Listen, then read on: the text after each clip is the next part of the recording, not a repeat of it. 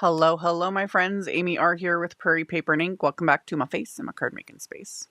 And multiple cards using one of the new stamp sets from Altenew. Their March 2025 release is now available. I will have a link to the release in the description box below the video. You can check it out. It's so good. It's so good. I'll have other videos coming. There's a lot. So many goodies, all the things. But as usual, I immediately fixated on one of the new florals. Love it. Love it. It's so pretty. It's so pretty. So I used that and did a ton of ink blending and used an embossing folder, did a little bit of shimmery splatter, all the fun things. As always, everything I used will be listed and linked in the description box below. My links are affiliate links. That just means that if you click on one of my links and end up placing an order, I do get a little kickback from that at no extra cost to you. So it helps pay the bills, keeps the channel going, all the things. And that's it for all the housekeeping. Let's get into making the cards. So this is the new Build a Garden Oxeye Daisy set. And it's a 4x6 set, so I've got panels of A2 white cardstock, so 4 1/4 by 5.5 inches. And I put them into my stamp wheel. And I am going to use my anti-static powder tool. I've talked about this in other videos. I really like Altenew's Obsidian Pigment Ink. I get the same results as when I use my VersaFine Clair Nocturne ink. Inks like this, like pigment style inks or oil-based inks, with the cardstock I choose to use, even if I heat set them, they just smear on me. It just is. So I just heat emboss. So it always depends with inks like that, like what kind of cardstock you choose to use. I know a lot of other makers use these inks and go right into like stenciling, coloring, etc. and don't have a problem. But for me, I choose to heat emboss it because it just works. So I use my anti-static powder tool first, and then I'm going to stamp the Oxeye daisies with the Obsidian Pigment Ink. And then to heat emboss them, I'm going to use my Wow Clear Matte Dull embossing powder. You can use just regular clear embossing powder. There's no special technique, reason, anything. It's just my mood.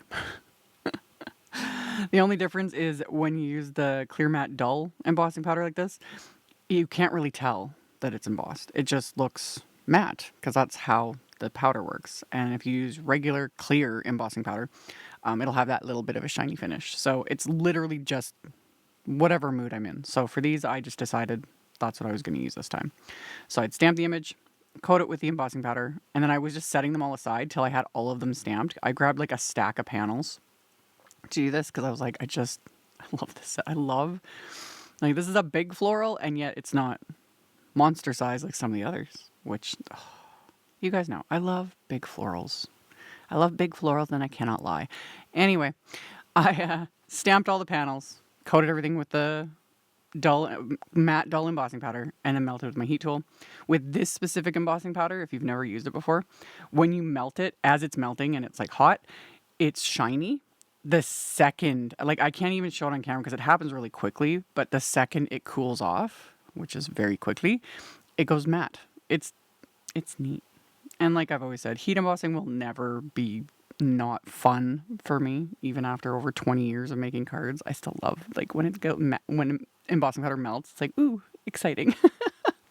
So anyway, once I had all the images ready to go, I'm using my big ultra sticky grip mat from Altenew, laid that out so I can do 2 panels at a time. And then, as usual, there is a layering guide for the coordinating stencils. It's in the stamp packaging.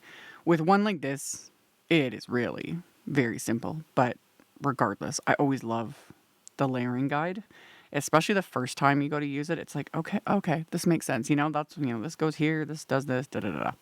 So I'm using the stencils, and I'm using pretty much all the new inks for these. I'm only showing the yellow ones. The other two, I'll show the colors I use, but it's the exact same thing. So we don't need to watch paint dry basically. But for this first one, I'm using the, what is this quad called? I don't even remember off the top of my head. Anyway, it'll be linked. But I'm using the 3 like the lightest, the medium, and the medium dark shade. So this first one's Lemon Ice. And I've talked about yellows in the past. Like, just like I talk about like how red pigments and red dyes are a nightmare in some ways, like they stain everything, yada yada. Yellows also are finicky in the sense of they can just show up in funny ways, specifically on camera and like in photos and in videos. But even in real life, like this light shade, this Lemon Ice, the ink pad does actually look how it's showing on screen. It looks green, but it's not. It's a really, really pale yellow.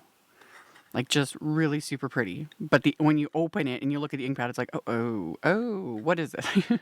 It looks funny. Trust me, it's not. It's just the way it looks in the ink pad. And then with the blending, as you can see, it's just a pretty yellow. So I do love yellows. I've talked about this a lot. It's such a cheerful color. It's just really frustrating to film and photograph with. Because more often than not, it goes neon in my photos. And you guys, I can't be bothered. But anyway. So I started with the lightest shade. And then the other thing I really like with Altenew's layering stencil sets, and again, I've talked about this before, is you can choose whether or not you want to use all of them. Like, you can use just the stencils to like fill everything in. And then there's usually the stencil, just like this one, that is like kind of the final extra details. So you can choose whether or not you want to use this. And I always end up using it. I can't help it because I really like it, but you can always skip it. But I used it to add the darker colors. So that was the lemonade stand, or mid yellow, which is a more like kind of true yellow. And then I added a little bit of lemonade stand, which was the darkest shade I chose to use, and kept that more towards like the very like base of the petals. And then for the greens, I used an older set. It was from the like Jade Dreams palette. And I used Misty Sage, which is lighter green. And then I'm going to go in with Green Opal for like the little detail bits. And just using my little blending brushes. I got one of my little ink stands to hold my ink pads. And so I just made my way through. I could have done the flower centers at the same time as the greens, but it was just easier to do it like this. Because as usual, I'm working on like 1 square foot of space. I had so much stuff piled up like off camera as usual, because you can see it's all starting to encroach on camera. I need a bigger boat. Anyway, worked my way through the greens, and then for the flower centers, I used the 2 darkest shades of the new Desert Dreams quad. And so that was the cocoa cream and then the choco hazelnut. Really nice warm browns. Loved it. So worked my way through, did all that. And then I did the same thing with the other ones, just different color combos. So for the orange ones, oops, something fell over, whatever.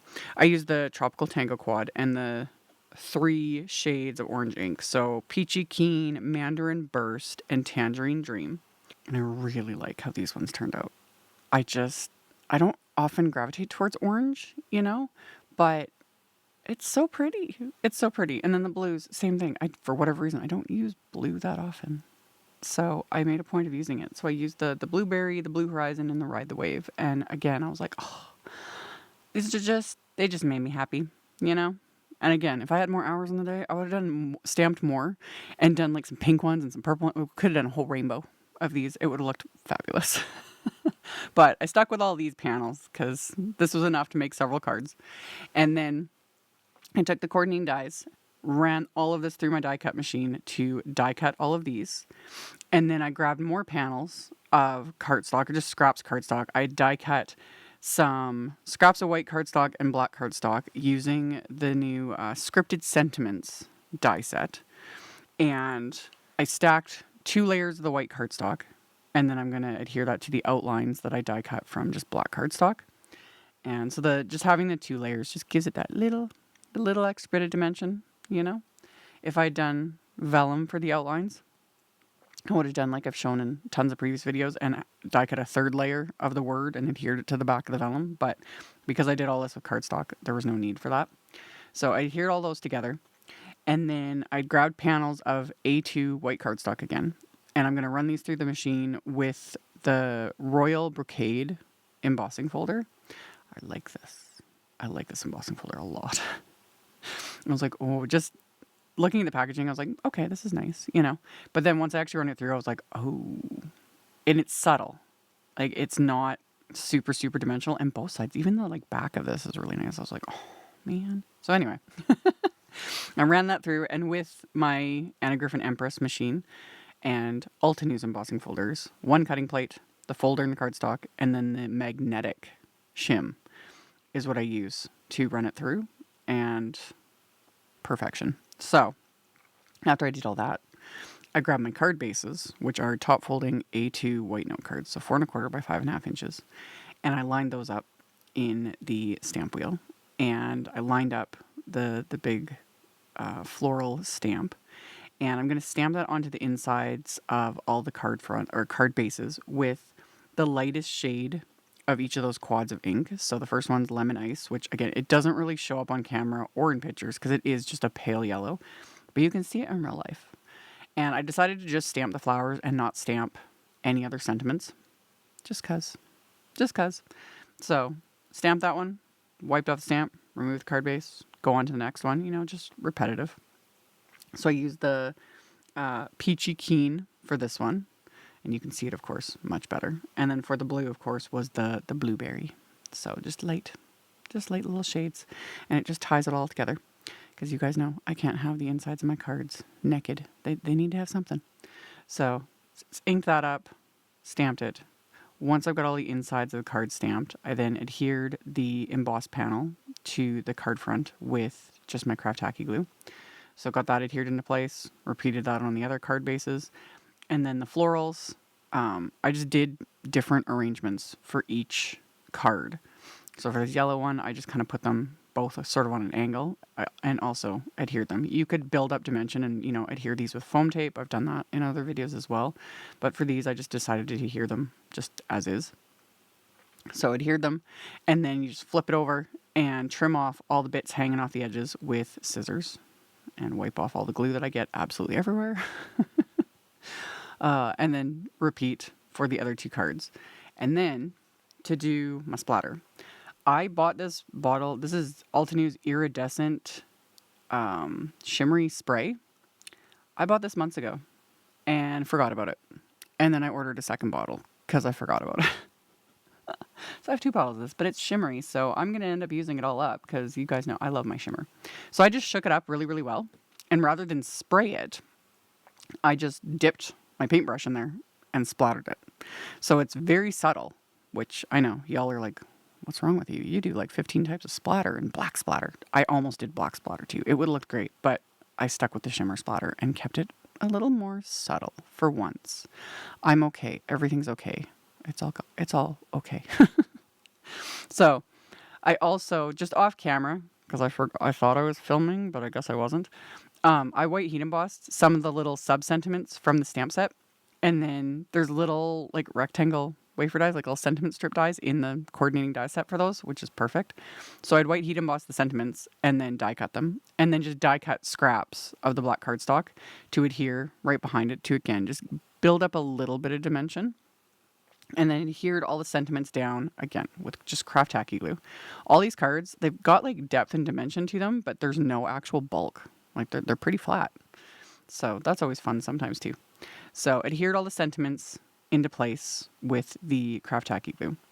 And then once I've got all of those glued down, I'm going to use the enamel dots that also came out with this release that coordinate with the ink quads. I don't have the yellow set.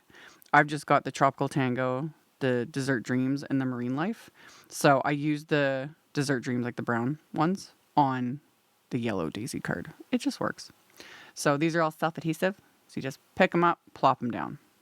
Love it. Love it. And it just gives that little extra something.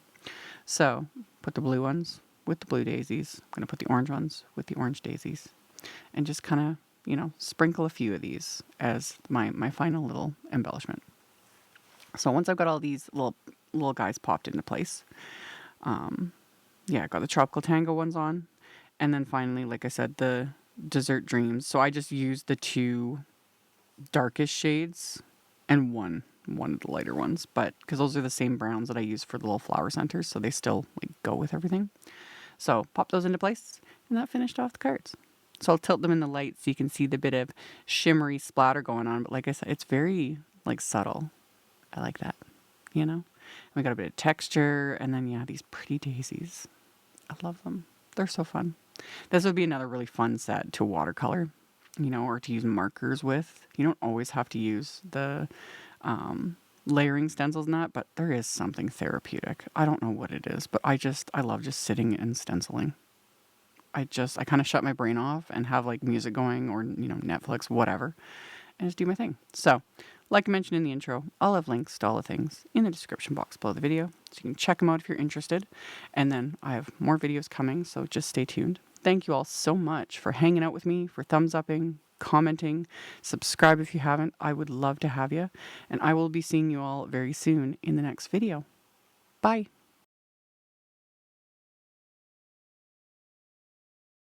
Thank you so much to my amazing Patreon supporters. For anyone that might be interested in joining my Patreon community and supporting me, the link to my Patreon is in the description box below the video. For everyone else, as always, thank you all so much for taking the time to watch my videos, for thumbs upping, commenting, subscribe if you haven't, I'd love to have you. And here's a couple other videos for you to check out in case you missed them. Bye!